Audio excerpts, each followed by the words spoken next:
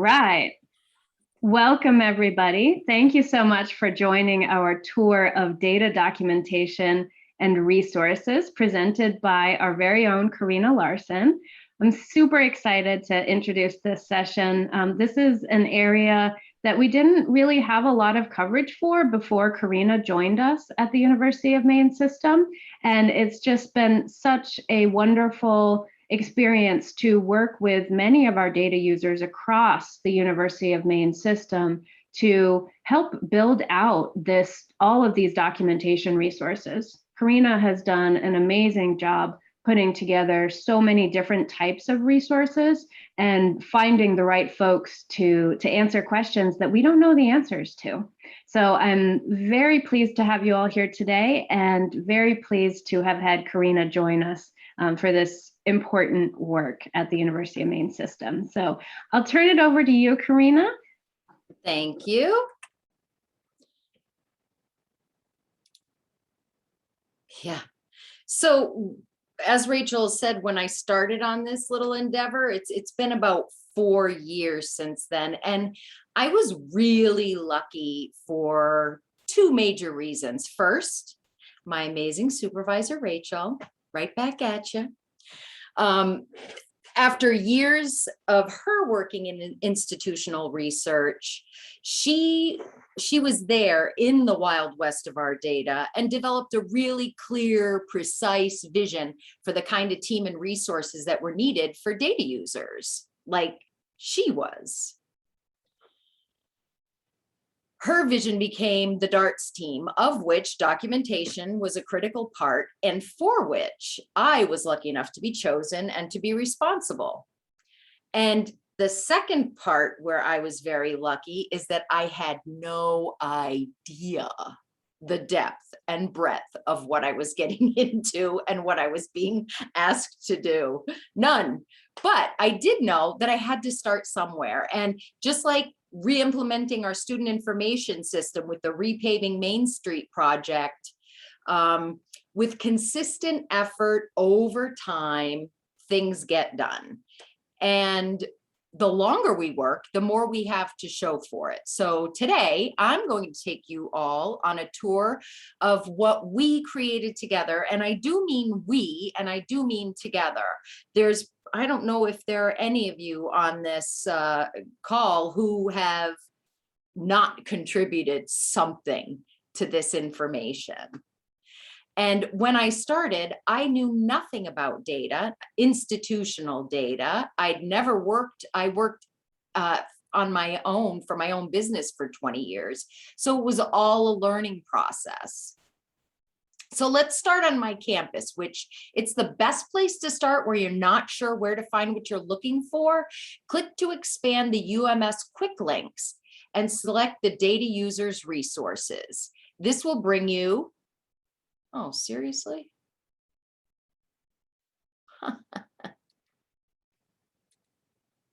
You seeing data users resources? Okay. That will bring you to this data users resources page where you can find entry points to all of our data documentation organized by subject area.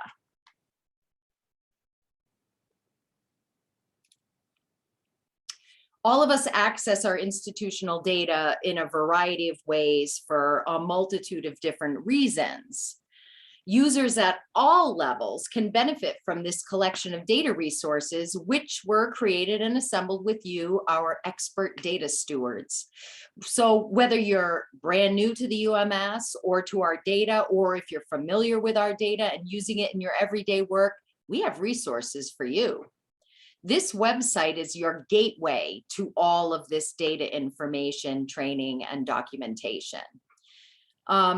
It is a great place to start where you're not sure where to find something, but it's still a very general outline of everything that's available and is contained on over, wait for it, 1,000 pages of data documentation.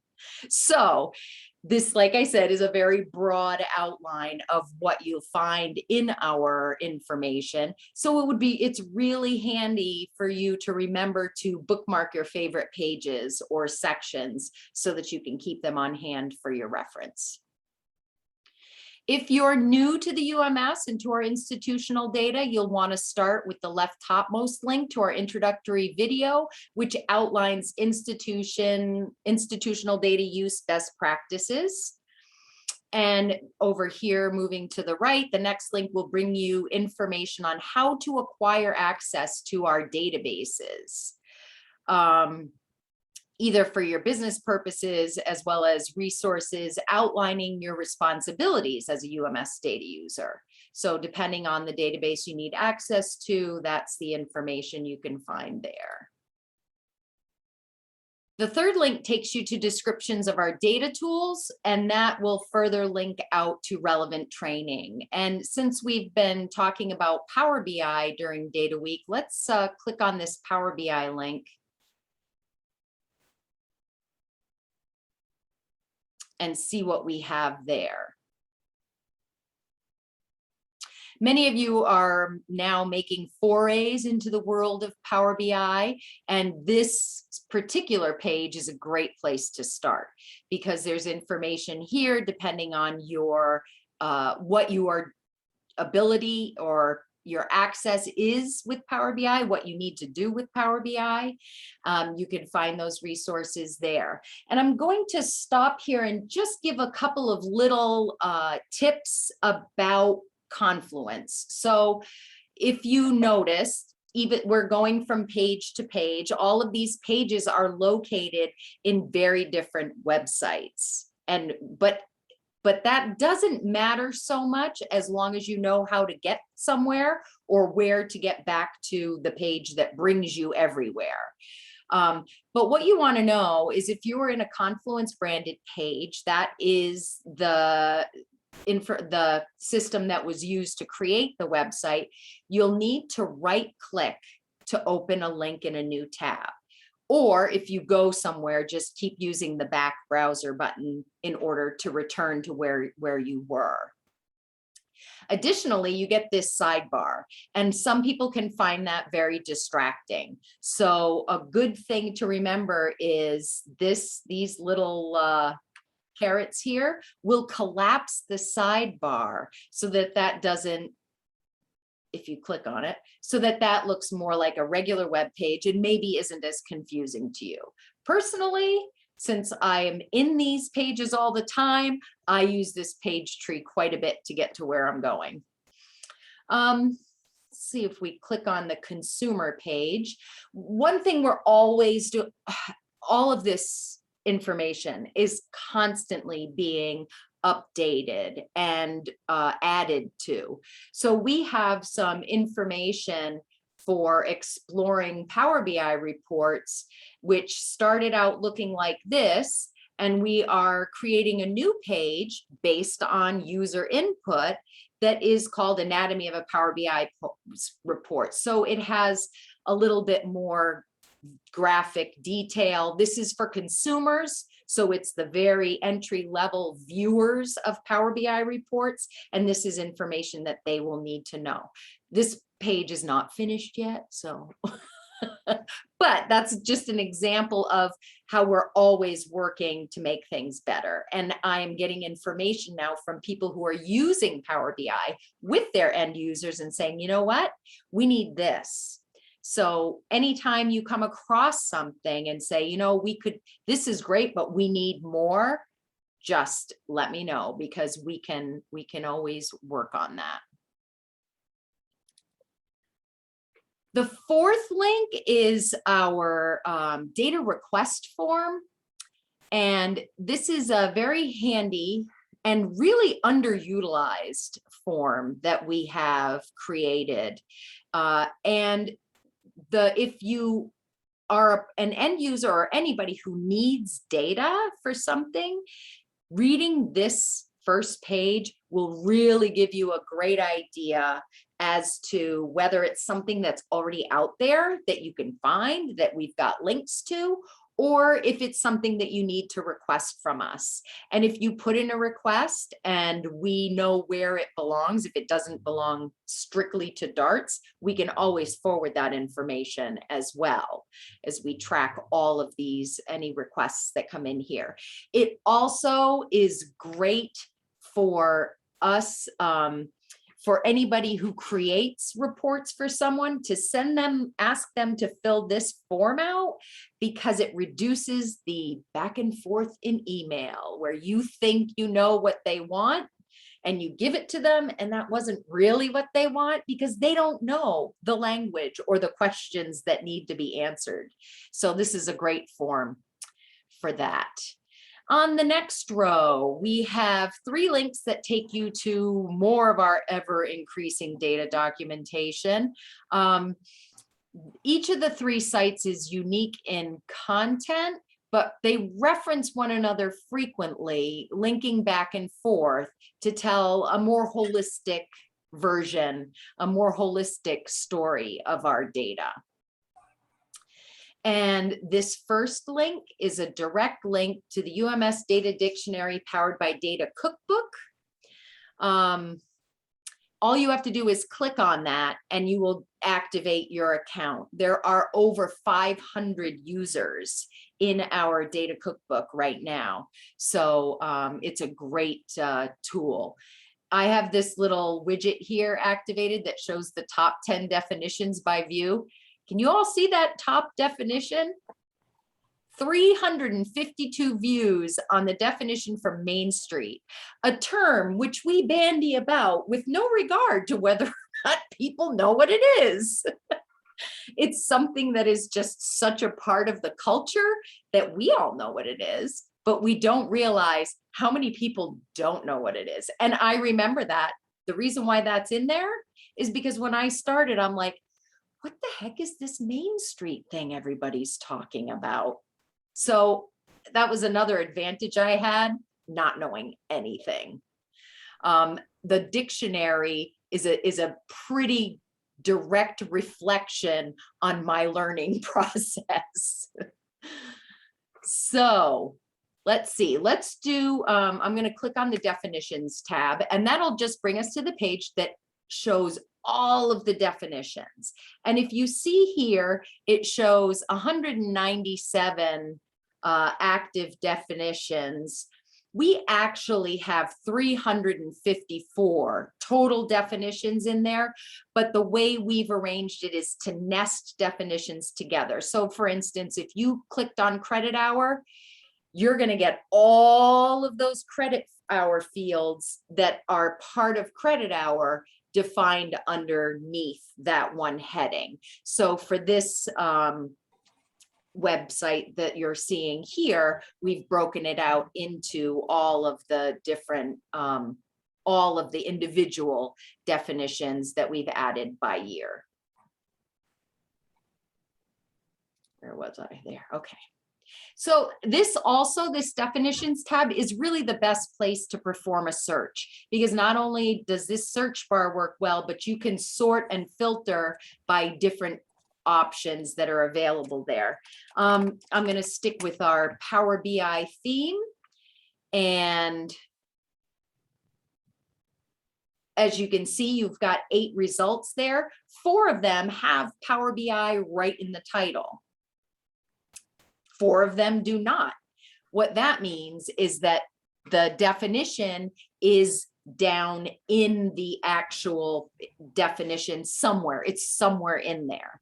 So this is another kind of handy tip. If you are, for instance, you're doing a Power BI demo or helping somebody with Power BI resources, if you create a search in the Data Cookbook for whatever it is you're looking for and find that you get a really nice set of definitions returned, you just copy this URL at the top as a link, and you can link to that search. So if I copied this URL and made it a link, when somebody clicked on it, they would see all the definitions for Power BI. So just imagine if you're in admissions or financial aid or any of those places, and you create a search that really targets the definitions that you want to use for somebody who's training in your department.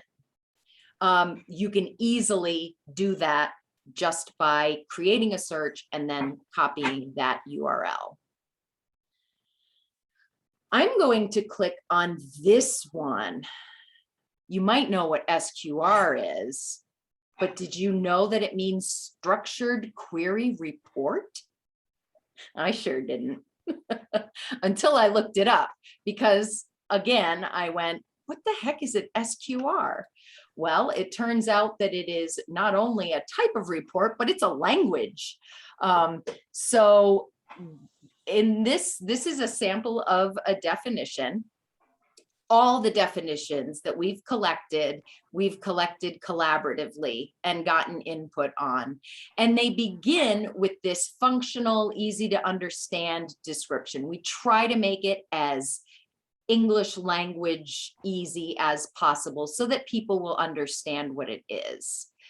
And then it expands down into a technical definition. So that has more reporting information, usage, field values, related definitions, and different things here. This will take you out to other pages to learn how to run an SQR in the Campus Solutions database. So if you click on that, that's going to bring you back to that same Main Street definition, because it's part of that. And it also gives you a link to ask a question or join the SQR programmers group, because there are SQR programmers within the UMS that can help you with your SQR problems. Someday this definition will be obsolete, we hope. On the right-hand column, you can see functional areas. Now, this would typically say something like financial aid, admissions, finance, but this one says University of Maine System because it's just kind of a general definition that everybody in the UMS can use. And then related definitions here, they're the same ones that you can see in the body of the functional definition. And this cool hover over feature shows you, without you having to go to that page, without clicking on the link, the definition that it's linked to. So you can, and you can also see that both of these definitions have been approved. There are many definitions that are not yet approved. That doesn't mean that they aren't accurate. They're just not necessarily complete, or we're not sure if they're complete because we're not sure if we've asked everybody, or we haven't received input from someone who we know could be really helpful. So there's a lot of reasons why they might not be approved, but just because it's not approved does not mean it's not a good functional definition. I have to breathe. I'm talking really fast. So I'm going to head out of Data Cookbook. Before I move on, does anybody have any questions about Data Cookbook or anything else that I've covered so far?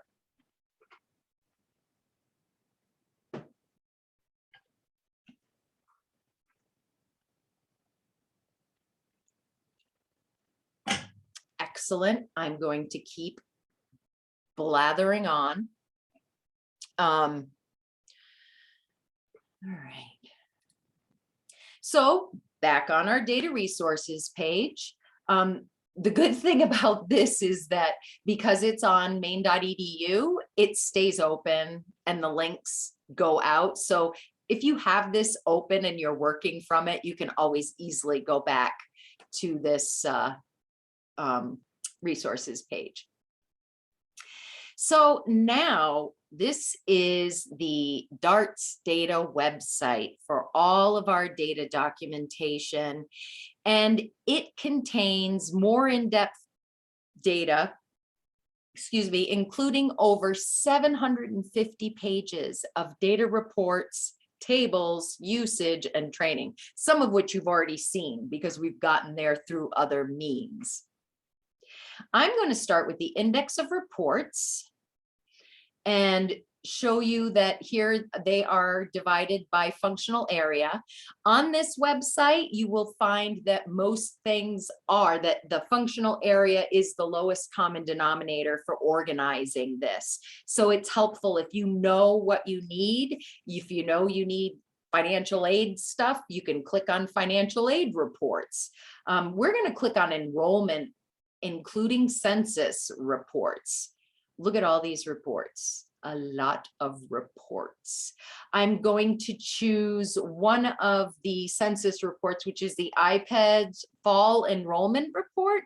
And the reason why I'm picking that one is because this was the focus of a recent pilot through data governance for report certification. So it was actually reviewed by all of the IPEDS key holders, who are the folks that use this report to do this. It's federally mandated reporting, so it has to be done every year.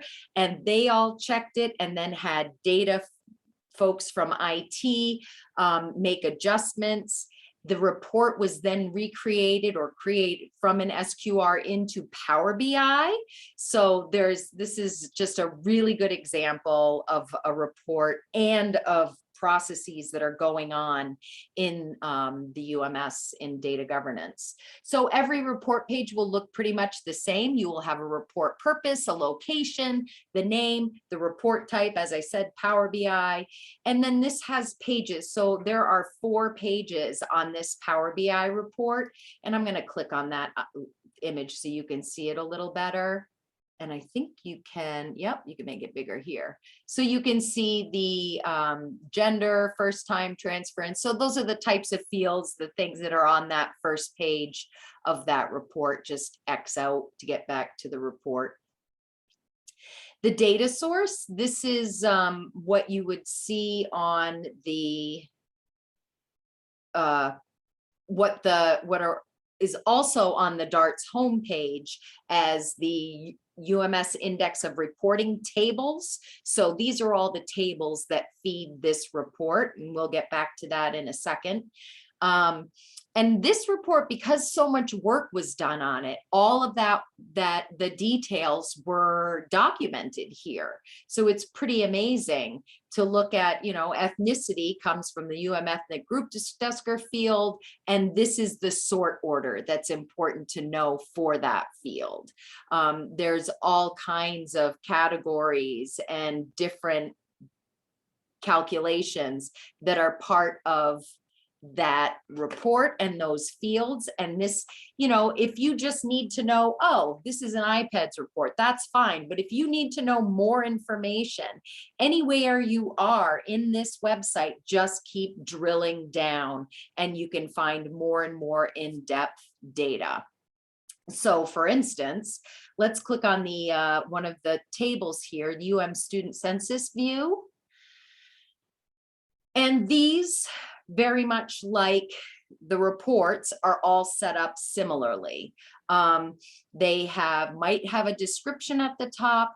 They have the key fields are designated, and all of these blue links are links to definitions. So because this is one of the kind of recommended reporting tables in CS, I started there with trying to define those fields. So many of these fields have been defined. This is another one of the first ones that I did. Institution.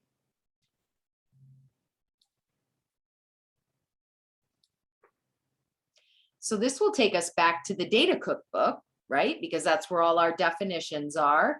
And here's the definition for institution. And you can see it's part of the IPEDS student report.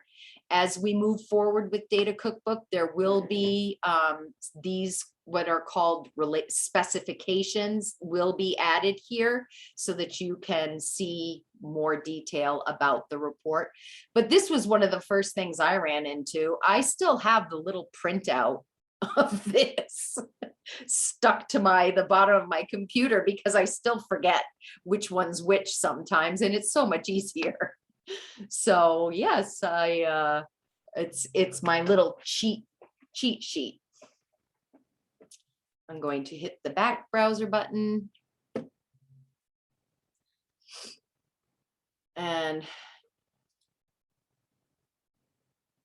I'm just cheating to go back to the Darts home, which I have bookmarked. So there is the index of reporting tables where that table is located. And if you look at the student data tables, because that was a student data report, the recommended tables for reporting in CS are here. And I have to say, check this out. That's amazing. I hadn't looked at that in so long. Like, to see all those tables in one place, that's a lot of tables that we have documented in there. So if you want to know where to find something, it's really handy to have this information. The data dictionary link of course, brings you back to the data dictionary, training materials and resources. You've already been to the Power BI resources because that's where that anatomy of a Power BI report was. And there's this overview page gets you into all of those resources, but there's a ton of other stuff here. PeopleSoft query training. Data cookbook resources if you need help on interacting with the data cookbook. Process documents, these are growing with as we develop processes that come out of issues that have been resolved by data governance. So deferred student admission coding, there's a process document for that. Load factors, how to enter load factors in Main Street. There's step-by-step instructions for that. So as data governance develops these processes, they're included here. Finally, the last icon, this is actually, before I go into that, does anybody have any Darts questions? The Darts website questions? Oh, there's one in the chat. Yeah, Bruce did place a question in the chat. Bruce, do you want to ask your question? I can paraphrase your question, or if you want to ask directly, go right ahead. I didn't want to interrupt her, but I wanted to make sure I remember to ask the question. Yeah. Because she was showing the data definitions, and I'm like, that would be so cool to say, hey, I have to write a report and I'm pulling HR data, which I'm not familiar with. Hey, can I go in there and see what definitions are to then find the data elements that I need to create the report or the data pull? Now, my question. What do you mean by universal? Like when you showed the iPads and it Yep. showed the institution. Mm-hmm. And I think there was enrollment. I can't remember now everything that was on the page, but those definitions that were in that report, could I look at that and say, oh, I also need to get to institution, and I also need to get currently enrolled students. Can I use that, or is this well, it depends, and you have to use a whole new definition for everything? I can kind of take a stab at that, and then we can go from there. In terms of definition, I would say the definition is universal. In terms of specifications, you would want to go directly to the IPEDS website, because the IPEDS specifications sometimes are the same from year to year, but they can change. And so for that reason, we don't bring in all of the specifications into Data Cookbook. So for that kind of information, you would want to go directly to the IPEDS website and directly for the year that you're trying to pull data for. But the report, like Karina's showing this, this particular IPEDS fall enrollment report, this is built to IPEDS specifications. So if somebody was asking you, I need your IPEDS fall enrollment number, then you could use this report for that, because this report is built to IPEDS specifications. So in that way, it's universal, but I wouldn't say it's universal from the standpoint of being able to know exactly what IPEDS is looking for in any given year. Well, I was not necessarily targeting IPEDS, because I'm like, yeah, I don't care about IPEDS, but I have somebody who asked me what the current level of a student is. And if I found the definition Oh. there, could I Yeah. use that in my report and say, oh, I didn't know what that was, but it says here's the current level of a student. Can I use that? Or would I have to go through and find somebody who knew what the level was? Right. You should be able to use it. Now, as Karina mentioned, this is all collaborative documentation. And so, we obviously, as we're putting things in here and we're going out to other experts to make sure that it is as accurate as we can get it. So if you noticed something is off, then it would be great if you add a comment or write to us offline and say, hey, I'm wondering if this is fully accurate, because that is what you're describing, Bruce, is absolutely our goal. That people can look at the definition and trust the definition. That's absolutely our goal, without having to necessarily talk to somebody and find out that way. Okay, thanks. That's what I was looking for, because I'm going to be doing some high-level data mart stuff, and it would be nice to have definitions that I could go to when I create the new data mart tables to say, oh, I need this, etc. So thank you. You're welcome. So the final link here is to our, unless anybody else had, no, I don't see any other questions, is to our data governance website. This is the University of Maine System Data Governance Management website, and this is where the work of our data governance is documented. Data governance works to identify and solve issues in our data, and as data users, we rely, as Rachel was just saying, for your input regarding identification of issues and assistance creating resolutions to those issues. And all throughout the issue process, we're working on the definitions associated with those issues.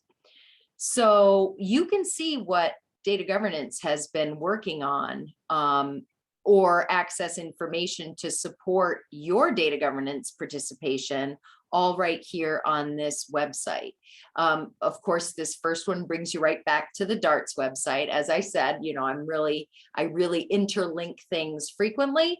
I am not a fan of duplicating documentation, so I will link from one place to another where something exists. It's a much better chance of remaining accurate that way as well. Again, a link to the data dictionary.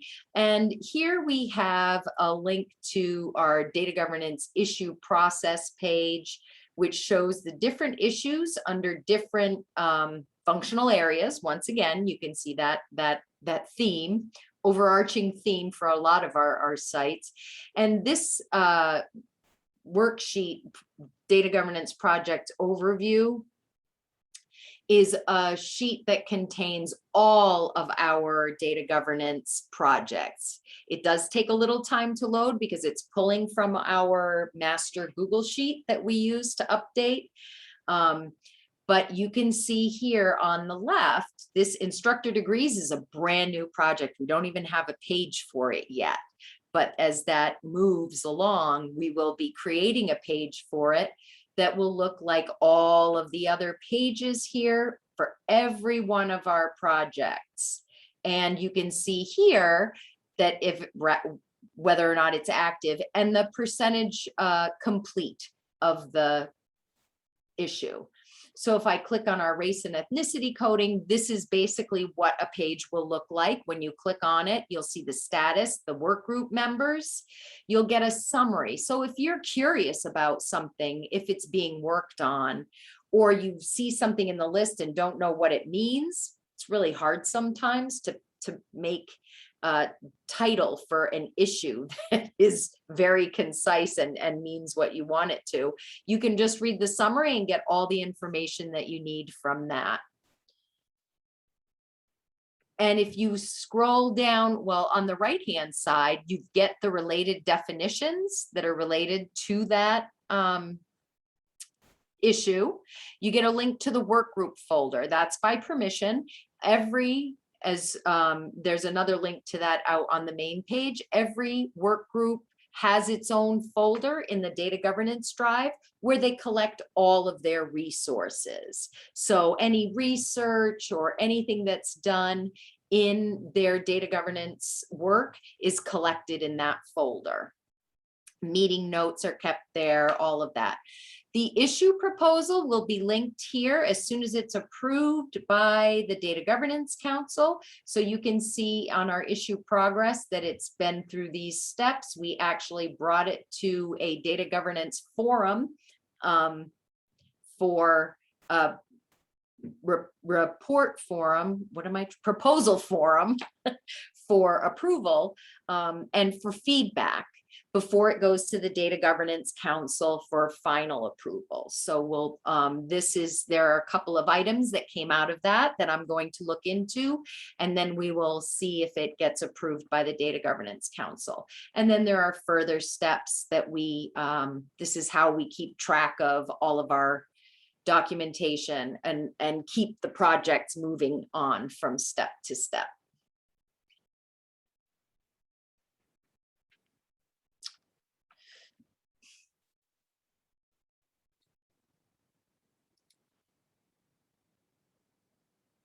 So if you saw there, I just clicked on those dots in the breadcrumbs to get back to the page that I wanted to, because again, with Confluence, it keeps going, you don't get the new tab.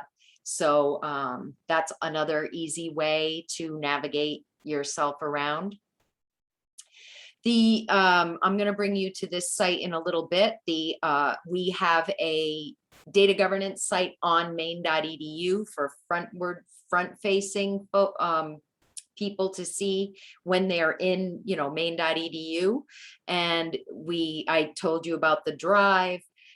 Rachel and I have a management plan that we update every year and just keep track of our major goals for data governance. So that we have that here. This is also our workspace.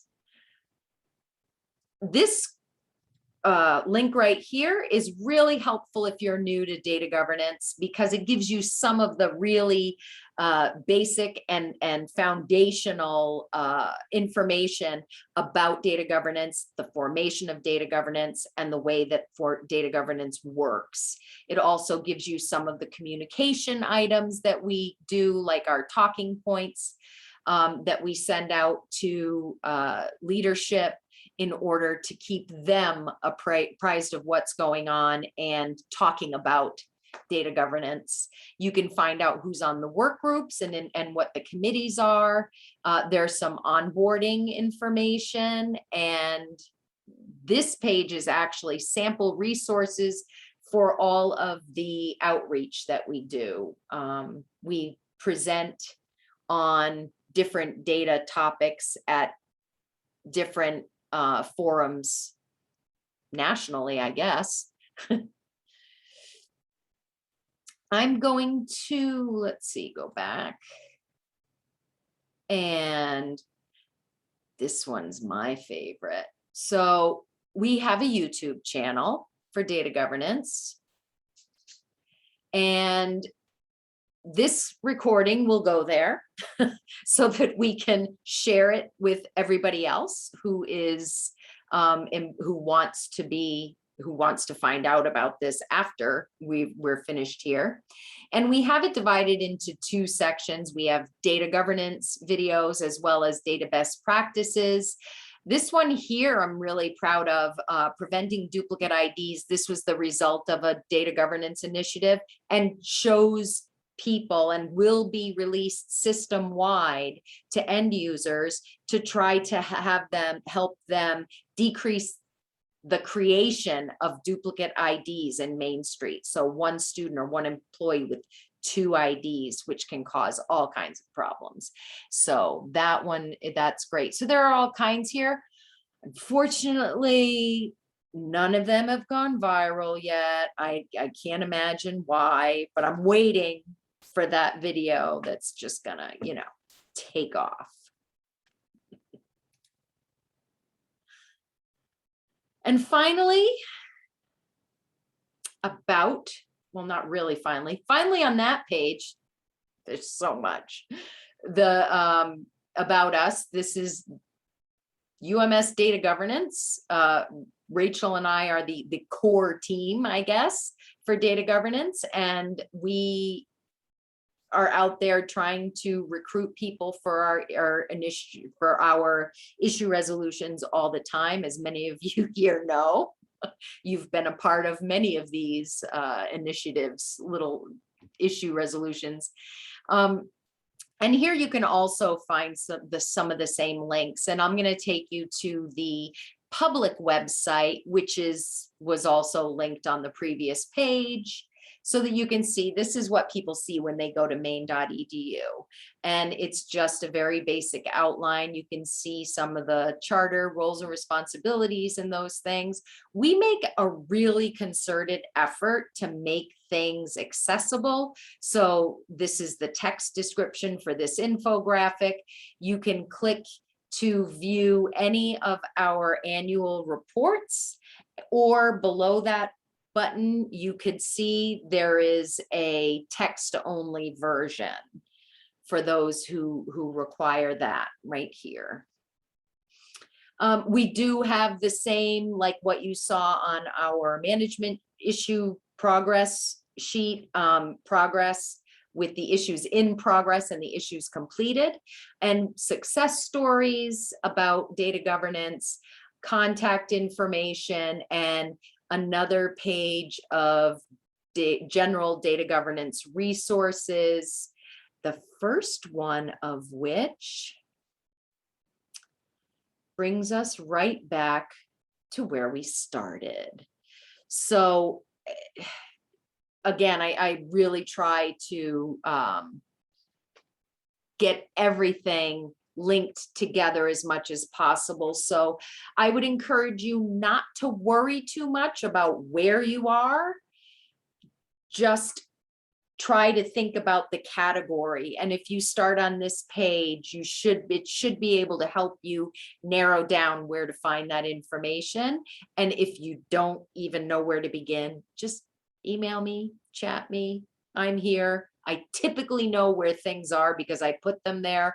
Although I go through and I'll be like, oh yeah, I forgot I did that. After 1,000 pages, I think you tend to forget.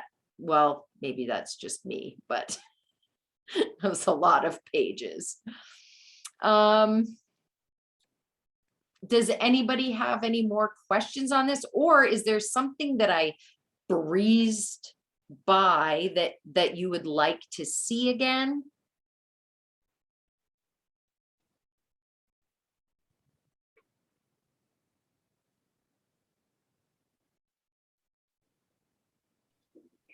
I have a question that I think I've probably asked before, and like you said about forgetting, or maybe it's just me. In Data Cookbook, if I'm looking for something in Data Cookbook and there isn't a definition yet, is there like a request definition button, or like some way to kind of request that something be defined? Or would you, enter a term and, not really put anything in the definition and kind of like tag somebody to kind of like opening a ticket maybe? What should we do if we are looking for a definition and it's not there? Create a definition. Okay. Or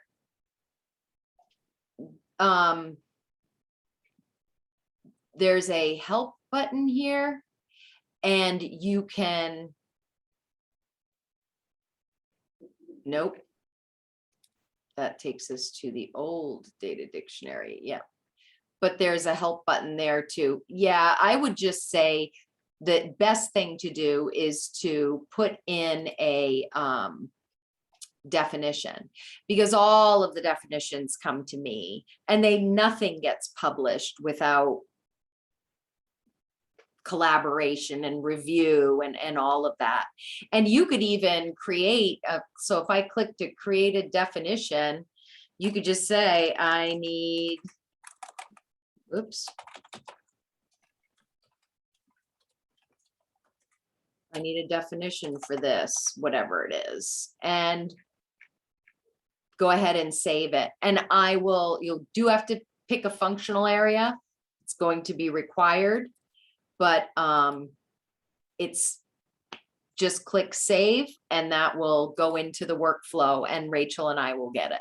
So that's always something to do. If you know how to contact us, you could also just contact us.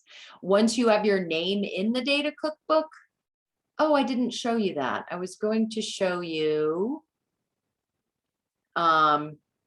There is a way that we can collaborate with you. So when there's an active definition, there's a little plus sign next to this, and I can add collaborators from anybody in who's part of the data cookbook and send them a quick email and say, hey, can you take a look at this definition and tell me if I'm right here, or do you have anything to add, or do you know anybody else that might have this information that I'm lacking?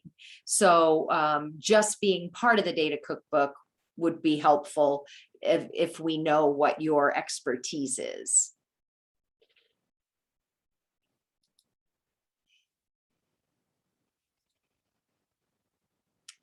Anybody else? It was quite the walk down memory lane, I must say. I found that Dart animation on a video that I used to show the website to the registrars probably 3 years ago, and I was asking them for help, please, if they would please be willing to, play with me, and now they're there just like that.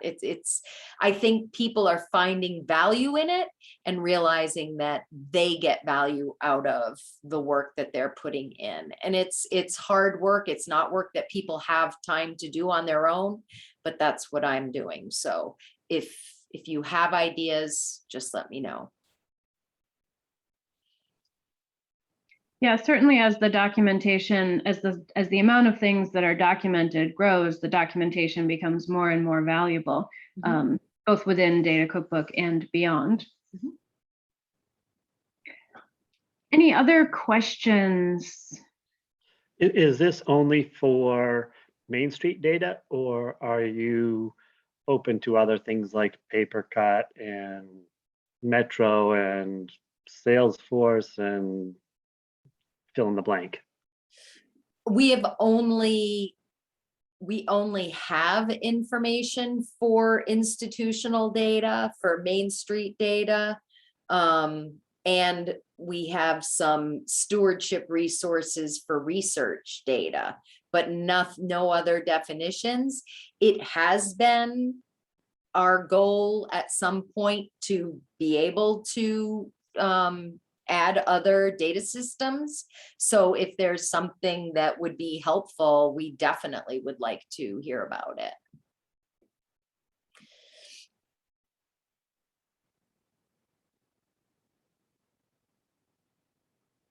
PaperCut, that's one of those things. I don't know what it is. I hear it all the time. I really should define it. That's the printing software that we load students into, and they can they get charged for printing, so it goes on their card. So it's the system that handles where the printer goes, how much they get charged, how much they have on their card. It's all together, interactive. I think it's system wide now. I think we got all 7 campuses going in there. Wow, nice. Yep.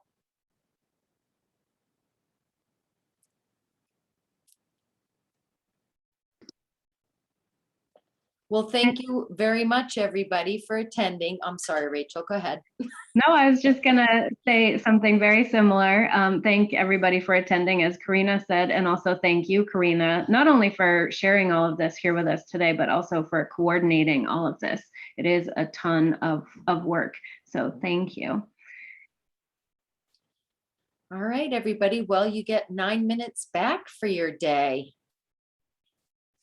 Have a lovely rest of your day.